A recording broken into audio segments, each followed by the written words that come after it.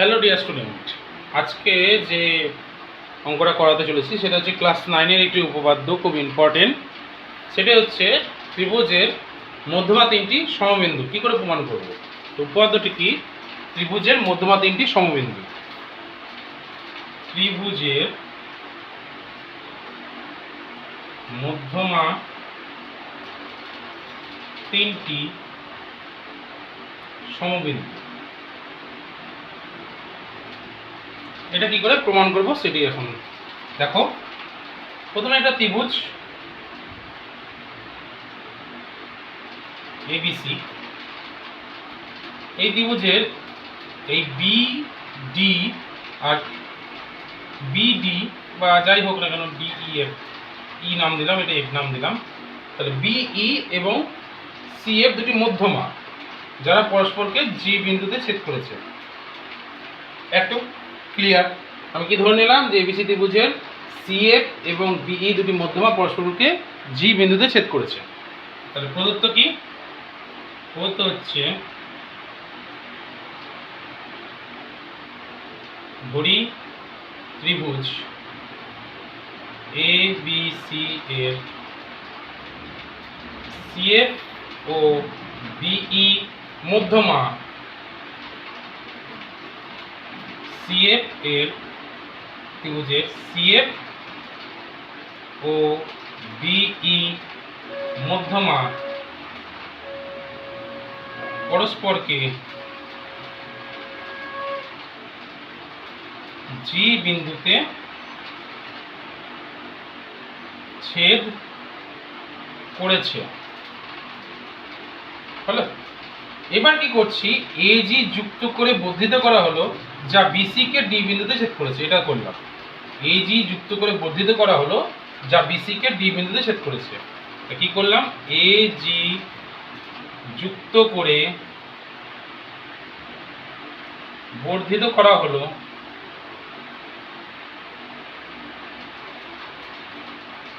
যা BC K D বিন্দুতে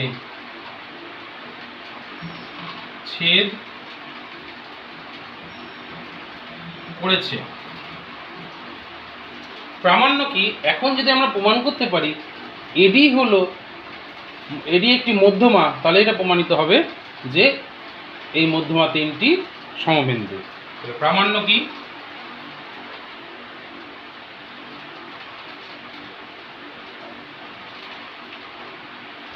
এখন যদি আমরা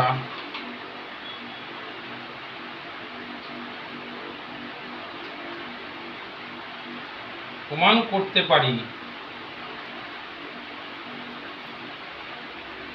এডি মধ্যমা,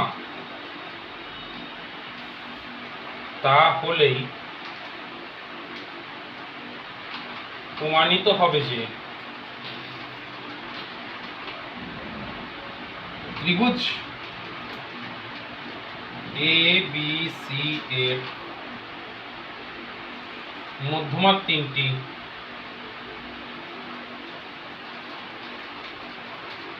সমবিন্দু।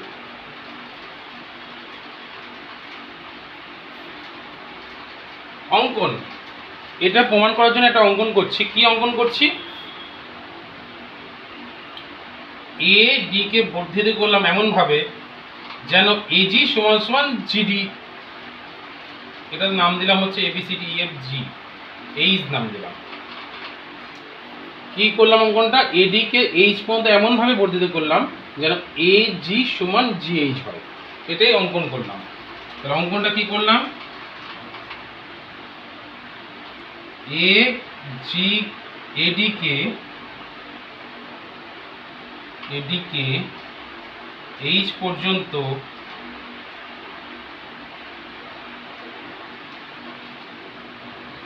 এমনভাবে বর্ধিত করলাম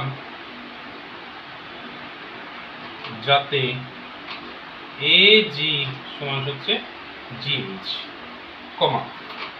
এবার করছি বি কমা এইচ ও এইচ কমা সি যুক্ত করা হলো।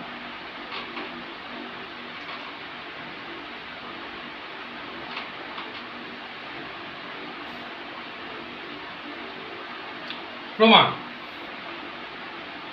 তাহলে যখন এ জি সমান সমান জি এইচ হচ্ছে, তাহলে এখান থেকে বোঝাই যাচ্ছে জি হলো এ এইচের মধ্যবিন্দু। তাহলে এখানে এটা লিখে নিই কথা, তাহলে জি এ এইচের মধ্যবিন্দু। আচ্ছা এখানে না লিখে প্রমাণ লিখছে। আচ্ছা ত্রিভুজ, কোন ত্রিভুজটা নিচ্ছি? ত্রিভুজ এ বি এইচ হতে পাই কি পাই? যেহেতু সিএফ মধ্যমা, তাহলে এফ কি? এফ হচ্ছে এ বি মধ্যবিন্দু, তাই তো? আবার এইচ সমান সমান জি এইচ, তাহলে এখান থেকে পাচ্ছি কি জি এইচের মধ্যবিন্দু। কারণ কি? অঙ্কন অনুসারে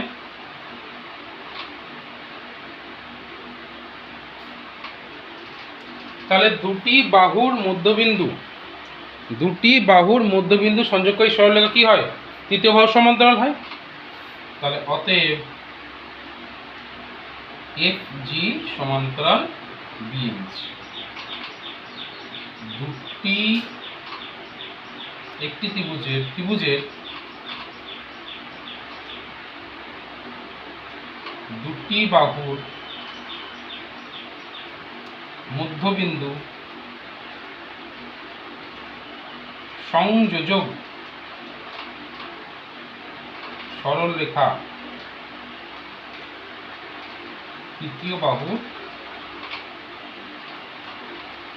সমান্তরাল।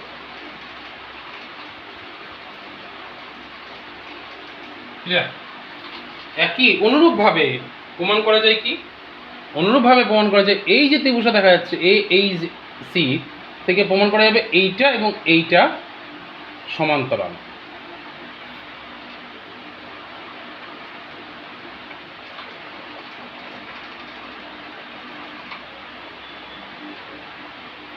এর পরের অংশটা এখান থেকে লিখছি। হ্যাঁ, এর পরের অংশটা এখান থেকে লেখা শুরু করছি। অনুরূপভাবে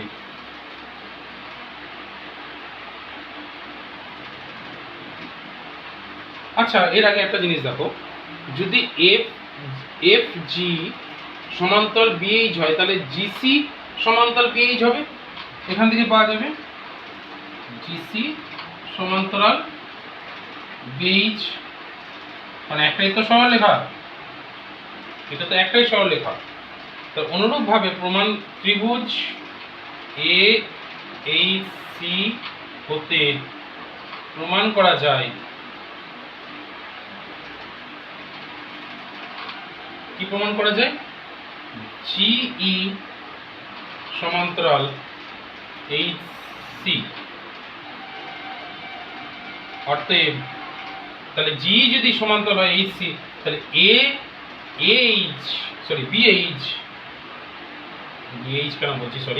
বিজি সমান্তরাল এইচ সি হবে। বিজি সমান্তরাল এইচ সি 2 নম্বর। তাহলে 1 আর 2 পেয়ে গেলাম। তাহলে এই যে চতুর্ভুজটা আমরা পাচ্ছি, তাহলে বিপরীত ভাগগুলি কি হয়ে গেল? সমান্তরাল হয়ে গেল।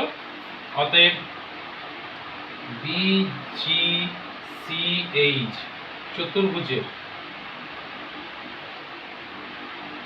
বিপরীত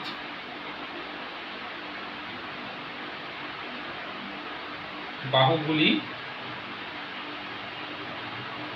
সমান্তরাল।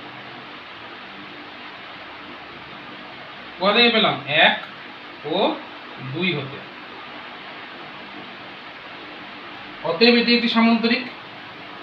অতএব বিজিসিএইচ একটি সামান্তরিক।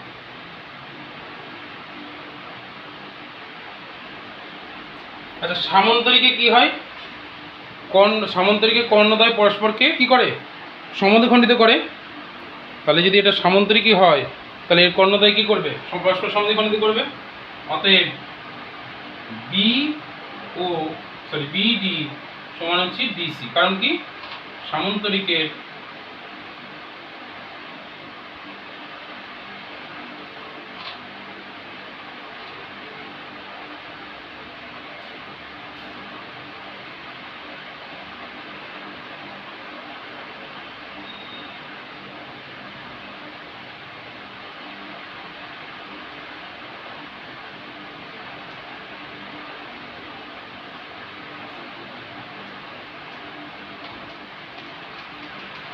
সমদ্বিখণ্ডিত করে। যখনই সমদ্বিখণ্ডিত করছে তার মানে কি দাঁড়াচ্ছে, ডি হচ্ছে বিসির মধ্যবিন্দু, অতএব ডি বিসির মধ্যবিন্দু।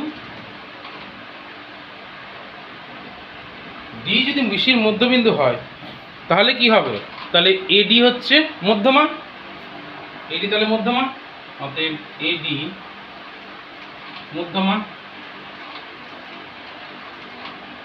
তাহলে এডি যদি মধ্যমা হয় তাহলে কি প্রমাণ হবে, যে ত্রিভুজের মধ্যমা তিনটি সমবিন্দু, অতএব ত্রিভুজের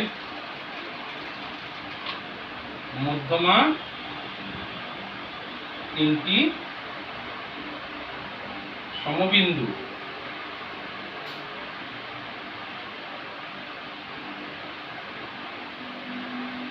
এটাই ছিল প্রমাণ। তাহলে কি বললাম, আবার টোটালটা বুঝে নাও।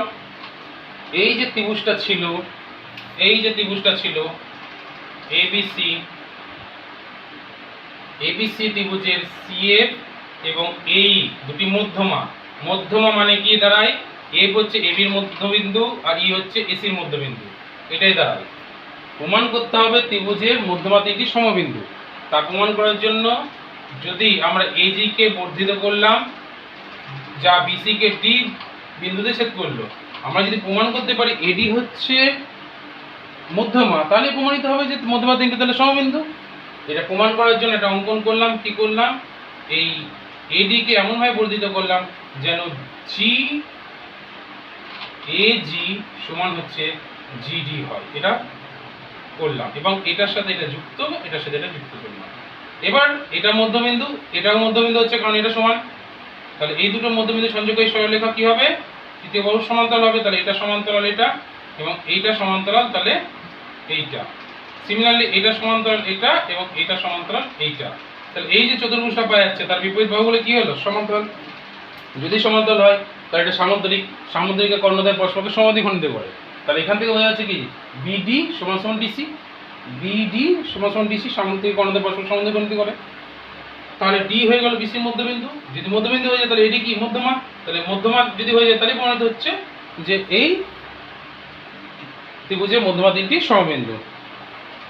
ভালো লেগে থাকলে কমেন্টস এবং শেয়ার অবশ্যই করে দিন আপনার নিজের বন্ধু বান্ধবের কাছে।